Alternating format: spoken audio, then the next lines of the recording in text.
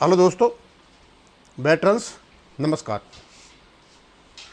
आपको पता है मैंने एक वीडियो डाला था जो हमारे सीनियर एडवोकेट साहब ने सुप्रीम कोर्ट में जो कुछ भी कहा था।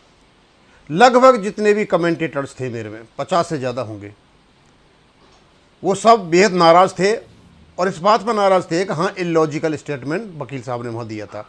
उनमें से एक व्यक्ति उनका सपोर्ट करता आया। अब मैंने सोचा जो व्यक्ति ये सपोर्ट कर रहा है, जो कुछ लिख रहा है, इनका शायद सेवाराम जी के साथ कोई संबंध है या रिलेशन है या उनकी जानकारी है।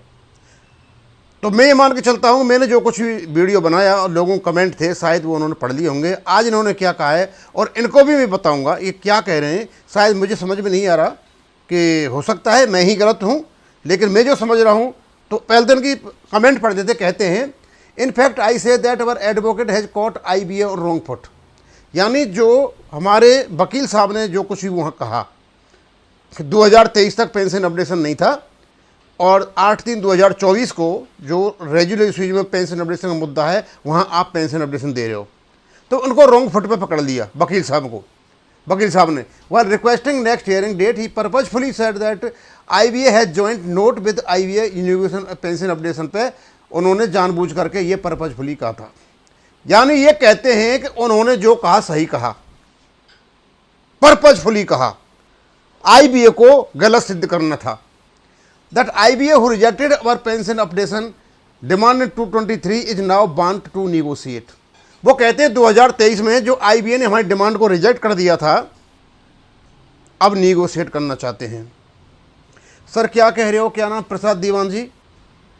IBA के वकील ने सुप्रीम कोर्ट में इस समय 2025 में आपके सामने स्पष्ट रूप से कहा कि कोई पेंशन अपडेशन नहीं है, हमने रिजेक्ट कर दिया है। वो क्या कहा था?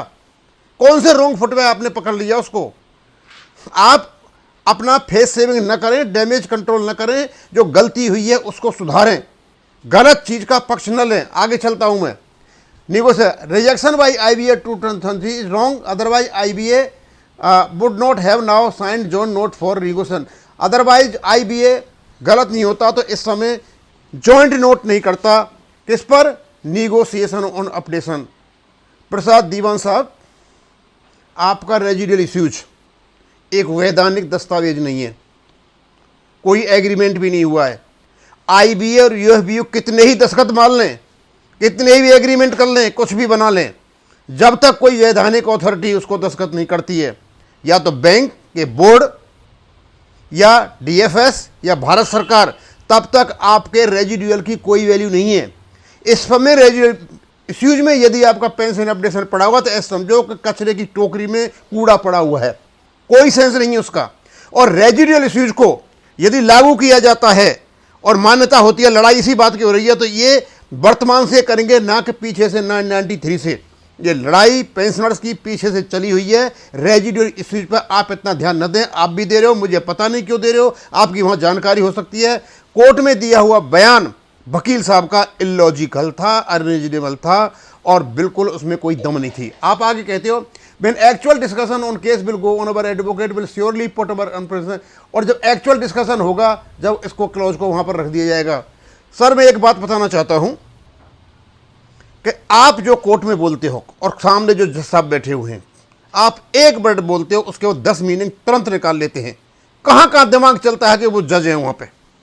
बड़े स्पष्ट रूप से हमारे वकील ने यह माना कि 2023 में पेंशन अपडेशन नहीं था, 8/3/2024 को जो बात चल रही है पेंशन अपडेशन है, और 2025 में ही IBA के वकील ने बड़ी सख्ती से यह कहा था, फोर्सफुली यह कहा था कि इनका कोई भी प्रोविजन नहीं है। वकील साहब को काउंटर करना चाहिए था 995 के से। और चलो बहुत हो गया, ये जो गलती हुई है रिकॉर्ड में नहीं है, लेकिन इससे हो सकता है कि सबक मिल जाए कि काम नहीं करना है, क्योंकि सुबह से लेकर शाम तक सारे बैंक पेंशनर सेवाराम सेवाराम सेवाराम जी करते रहते हैं। और यदि सेवाराम जी से गलती हो गई है, वो बैंकर हैं, हमारे भाई हैं, ऐसा कुछ नहीं है कि आप बोल रहे हो बैंकर हैं, बहुत दिन से लड़ रहे हैं और उनको हम बिल्कुल डाउट नहीं कर रहे, सेवाराम जी पर बिल्कुल डाउट आज तक नहीं किया।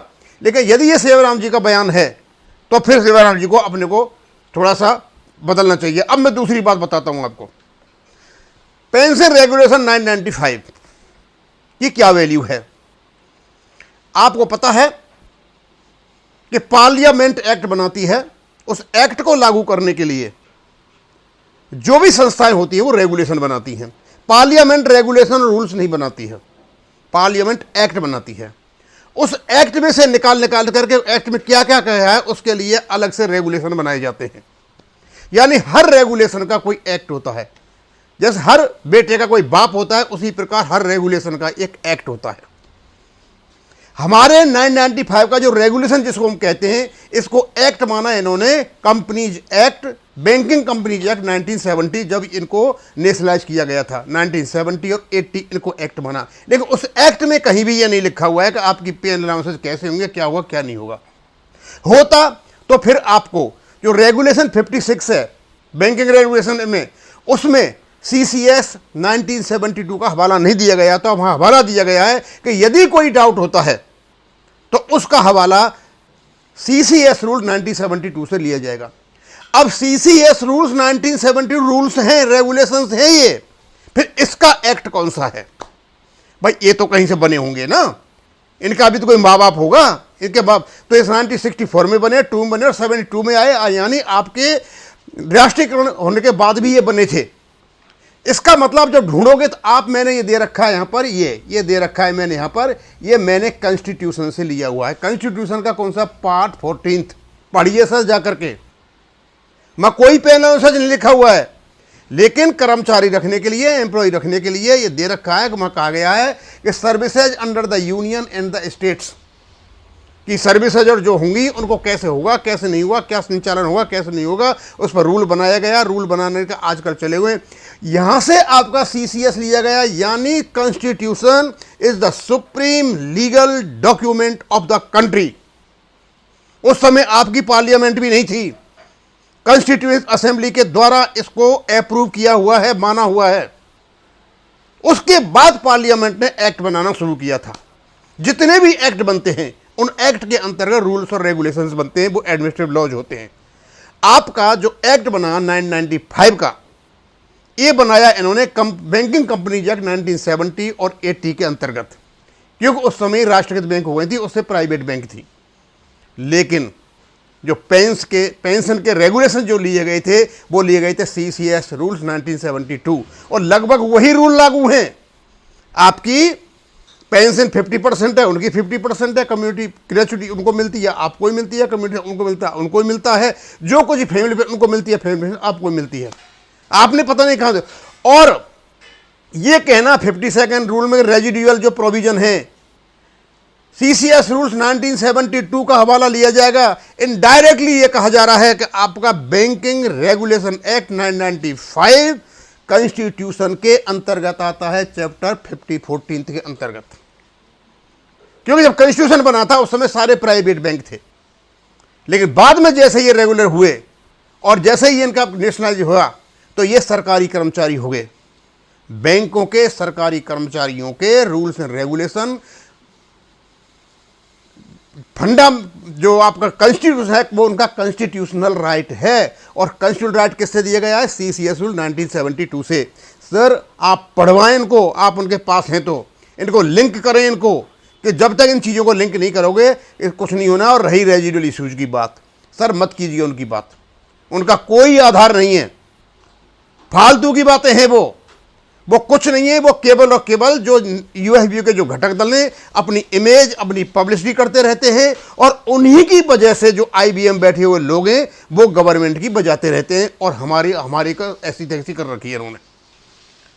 ये जो कुछ आपने लिखा है यहाँ पे, इसका कोई मतलब नहीं है, कोई बचाव नहीं होता, कोई फेस सेविंग नहीं होता। इससे जो गलती हुई है उस गलती को माने, और इस केस को सुप्रीम कोर्ट में रेजिडुअल इश्यूज के ऊपर नहीं, आप इस पर लगिए रेगुलेशन 995 और रेगुलेशन बैंकिंग का 995 CCS रूल 1972 के आधार पर बना हुआ है।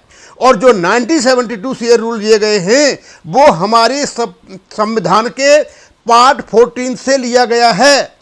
अदरवाइज कोई भी रूल्स रेगुलेशन नहीं बनता यदि उसका कोई माँ बाप नहीं होता। हर रूल्स और रेगुलेशंस का कोई माँ बाप होता है, उसको हम एक्ट कहते हैं, और यहाँ हम आपको संविधान कहते हैं, क्योंकि संविधान तो पार्लियामेंट ने बनाया नहीं, कॉन्स्टिट्यूशन असेंबली ने अप्रूव किया था, और वो सबसे सुप्रीम लीगल डॉक्यूमेंट है। उसी में फंडामेंटल राइट देख रहे हैं, कॉन्स्टिट्यूशन राइट दे रखे हैं, जो कुछ भी दे रखा है वहाँ दे रखा है, वो एक्ट मांग। और यदि CCS रूल्स का आधार कॉन्स्टिट्यूशन है तो आपके बैंकिंग रेगुलेशंस का आधार भी कॉन्स्टिट्यूशन है, क्योंकि ये CCS रूल्स 1972 पर आधारित हैं। सर ये करिए डिबेट, वहाँ पे हम नहीं जानते, इतने वकील नहीं है, वकील को बहुत कुछ जा करके इंटरप्रेट कर लेते हैं, एक्सप्लेन कर लेते हैं, चीज़ों को समझा लेते हैं।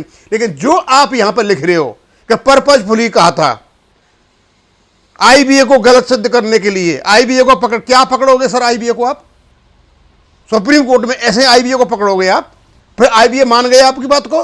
IBA के वकील ने तुरंत एक प्रकार का तमाचा जड़ दिया वहीं कि आपके बैंकिंग रेगुलेशन में कोई भी ऐसा प्रावधान नहीं है, और जबकि प्रावधान है।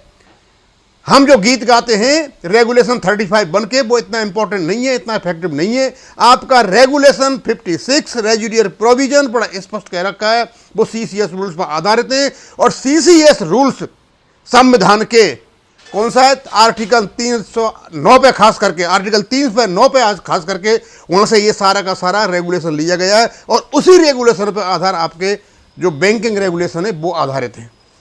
अब इसको मैं ज़्यादा नहीं करना चाहता, यहीं तक बताऊंगा।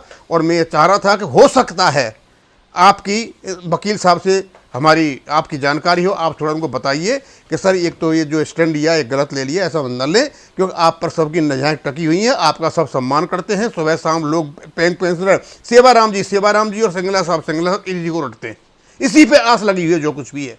हमें कोई शौक नहीं आता, लेकिन इस प्रकार की वो बात हुई तो डाउट हो गया कि कुछ न कुछ तो गड़बड़ हो सकती है।